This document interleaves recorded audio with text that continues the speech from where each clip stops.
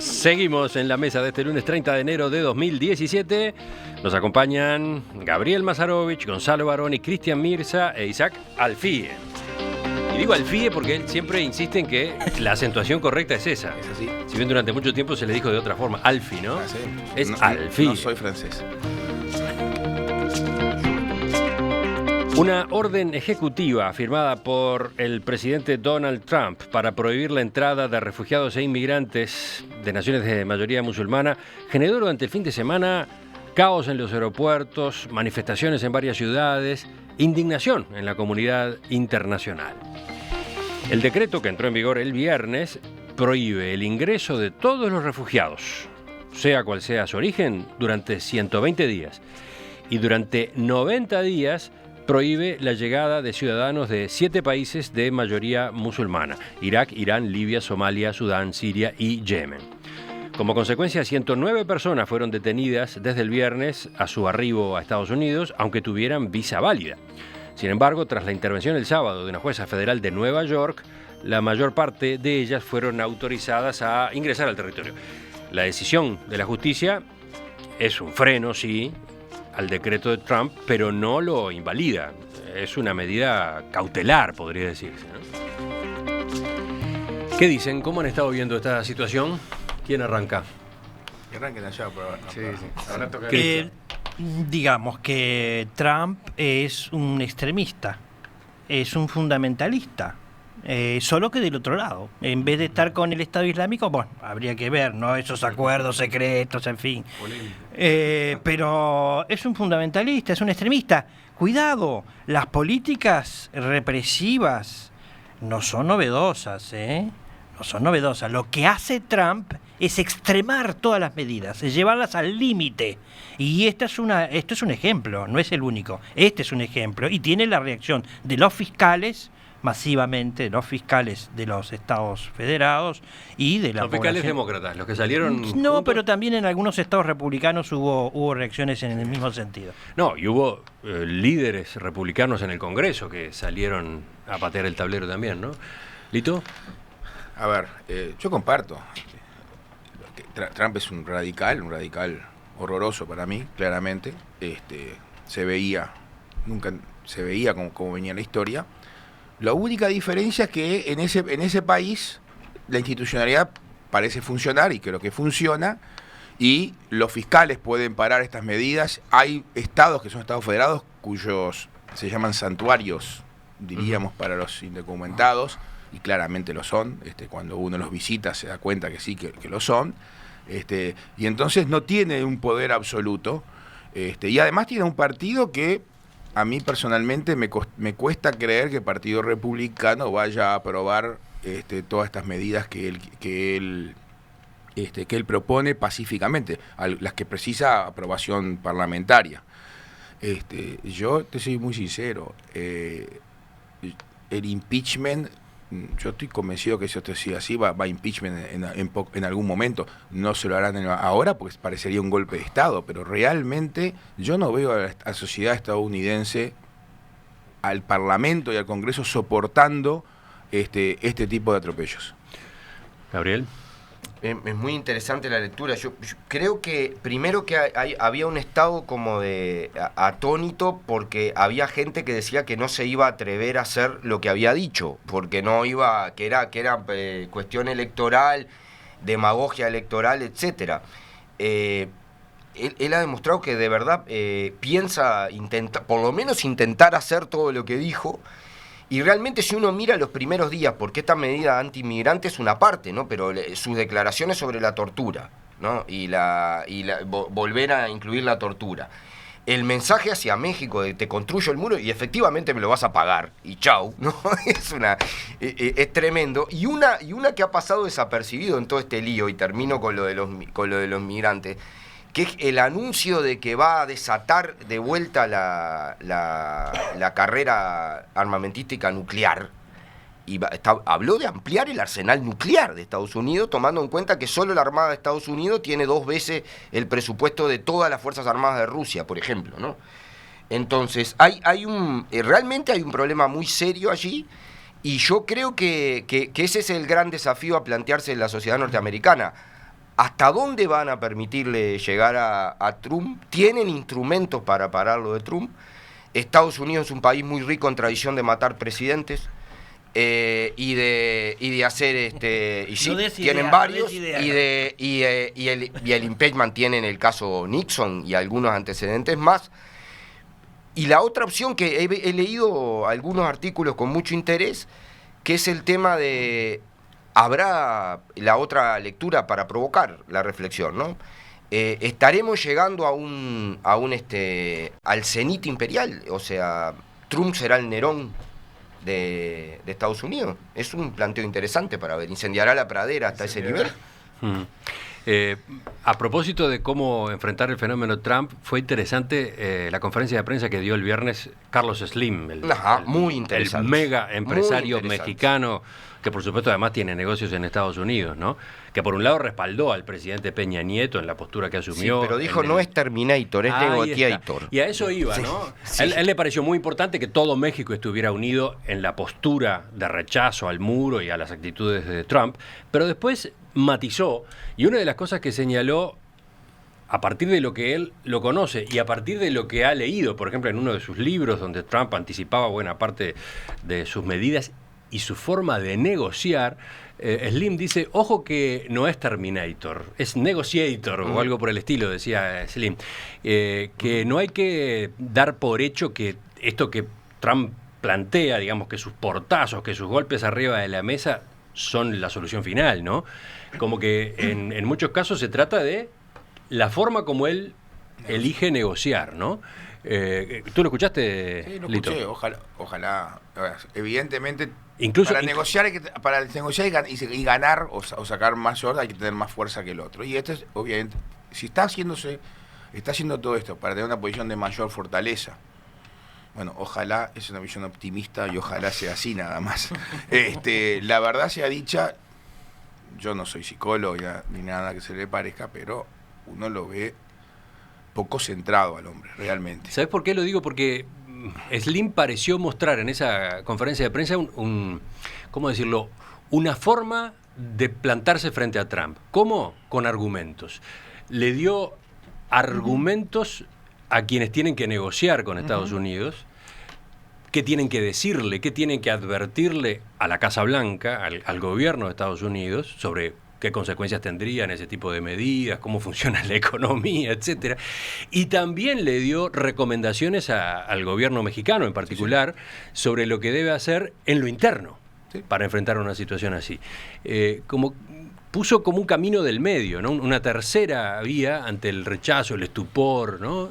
Yo leía algo de Slim en las reacciones en Twitter. Tengo varios amigos mexicanos que lo venían siguiendo y con la desaprobación que está teniendo Peña Nieto, la marcha atrás que metió el otro día, Slim, más allá de que le dio su apoyo, también lo que se está parando como una figura fuerte, como diciendo, tenemos un presidente un poco liviano en algún aspecto, que ya de antemano se sabía que era liviano, era...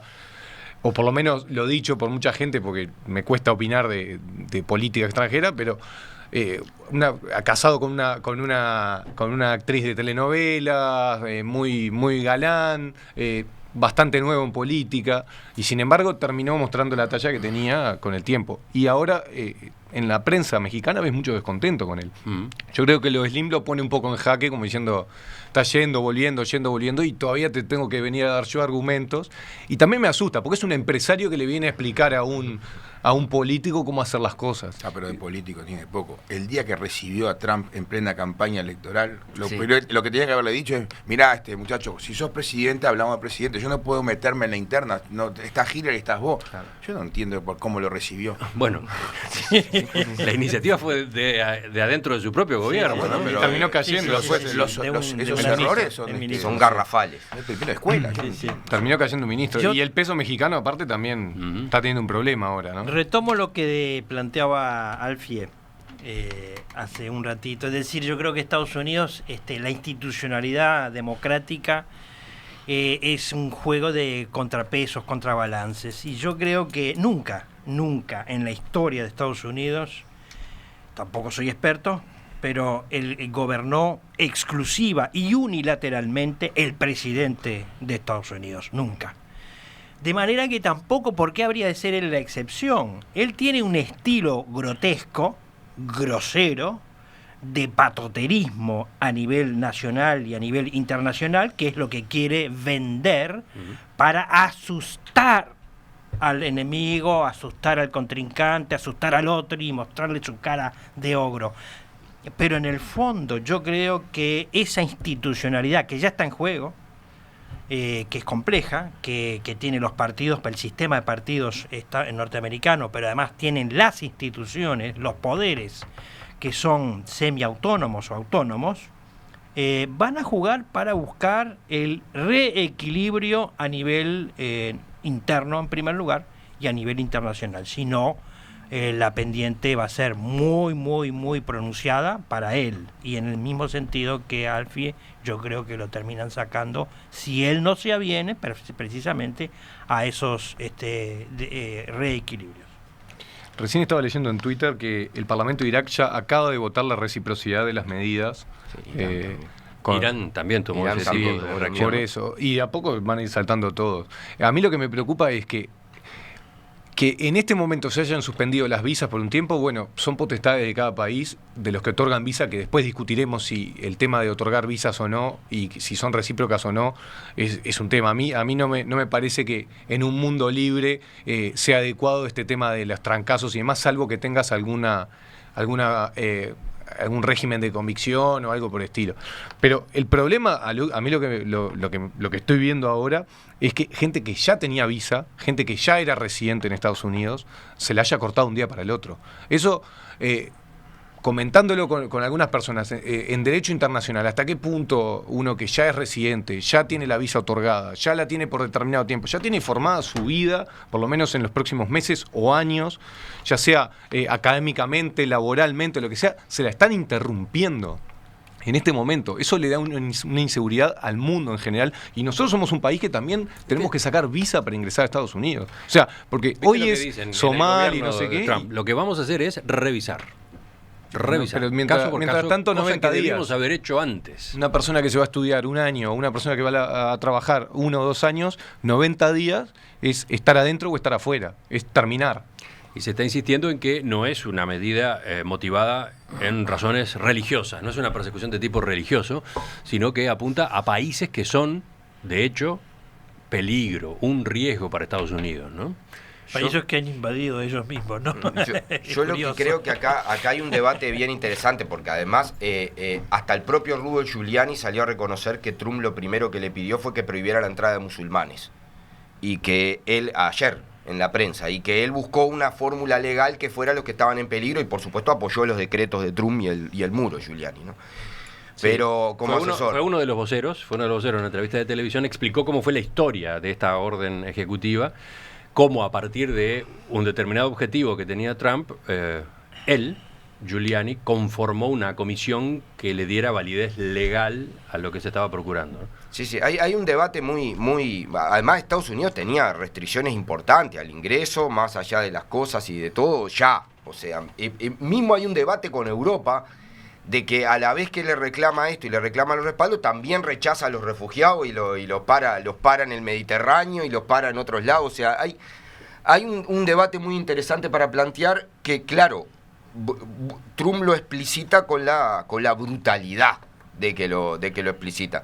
Pero han pasado cosas, yo lo decía, leí una entrevista al vicepresidente actual, ahora, hace poquito, en la cual él sostiene rechaza la teoría evolucionista, dice que es una equivocación, que es una barbaridad, que la evolución no existe, que tampoco existe el cambio climático, coincidiendo con Trump, y que quiere que Estados Unidos retire todo eso, que es un invento chino para impedir el desarrollo industrial de Estados Unidos, textual, ¿no? No estoy inventando nada, aunque parezca muy loco que alguien se atreva a sostener tal cosa en términos claros.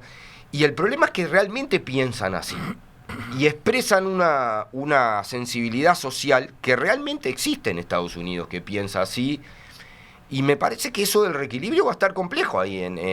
Va a ser una cosa interesante de medir. En todo caso vamos a tener un mundo bastante más inseguro e impredecible de lo que teníamos, ¿no? Creo claramente eso.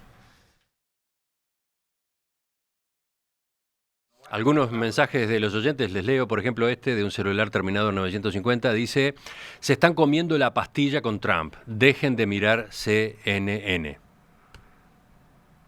¿Comentarios sobre esto? No es mi caso, ¿no? Yo no miro CNN ni para ver el clima, no le creo ni el clima, ¿no? ¿Los demás? Ojalá, ¿Se están ojalá comiendo solo, la pastilla Trump? Ojalá solo miráramos CNN. Yo miro CNN, pero también miro otras cadenas. Pero que tampoco se coman la pastilla de mirar solo lo que pasa en Argentina, porque hay veces que miramos el filtro del filtro del filtro del filtro. Ahí por lo menos CNN está en Estados Unidos, tiene un pie en Estados Unidos. Otro oyente dice, aunque a muchos no nos guste lo que hace Trump, lo cierto es que está cumpliendo con sus promesas electorales. Guillermo destaca eso. ¿Vale o no vale la coherencia? ¿La gente lo votó por ese tipo de propuestas o no? El otro día en Twitter leí un escrito muy interesante que decía: se están quejando de un político que cumple sus promesas.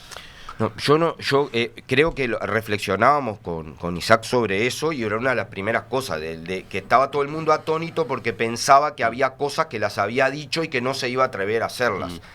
Nadie discute que no es sorpresa y que dijo todo esto. Lo que digo es que hay dos problemas. En primer lugar, no es solo la coherencia, sino, además de discutir que no tuvo la mayoría del voto popular y todas las demás cosas y todo el equilibrio de poderes que decíamos, sino es que además que hay cosas que en el caso del gobierno de Estados Unidos impactan sobre el mundo en general, no sobre Estados Unidos en particular. Y no tiene derecho, por más que haya prometido ni sea la opinión mayoritaria de los estadounidenses, a hacer cosas que impactan sobre todo el mundo. No es que tomamos una medida en Colonia o en Rocha. Impacta sobre el mundo lo que está haciendo Trump. A ver, yo no veo a nadie quejarse en realidad. Lo que estamos diciendo es una opinión que yo personalmente la tenía desde antes de las elecciones. O sea, no es un tema de quejidos o no quejidos.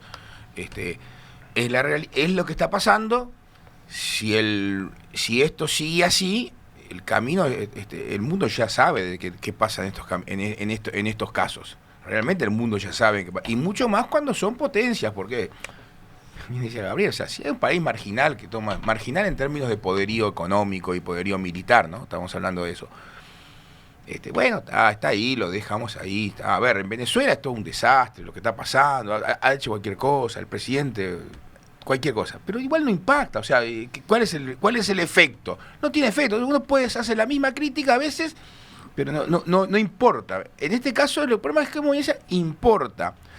Y el tema es, importa e impacta. ¿Está en su legítimo derecho de hacerlo? Bueno, hasta determinado lugar sí, cuando traspasa frontera ya no está en su legítimo derecho, nada más que eso.